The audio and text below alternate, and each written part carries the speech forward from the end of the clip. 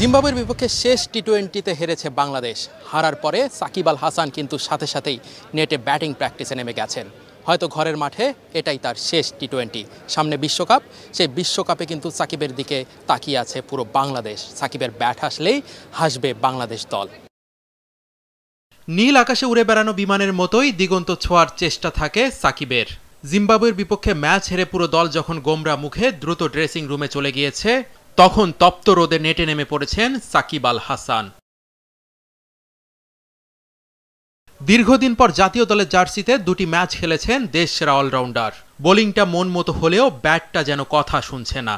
সিরিজের চতুর্থ টি-20তে 3 বলে 1 রান আর শেষ ম্যাচে 17 বলে 21। সামনে বিশ্বকাপ, হয়তো এটি হবে বিশ্বমঞ্চে সাকিবের শেষ অধ্যায়।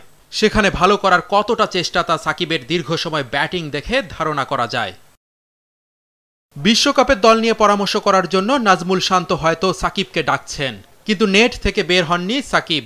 নেটের মধ্যেই কথা বলেছেন অনেকটা সময়।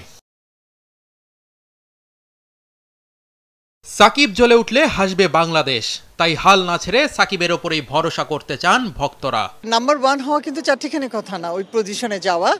আমার বিশ্বাস এবং আমার আশা প্রত্যাশা যে সাকিব এবার বিশ্বকাপে দেখাবে ওর পারফরমেন্স, আমাদের অলরাউন্ডার।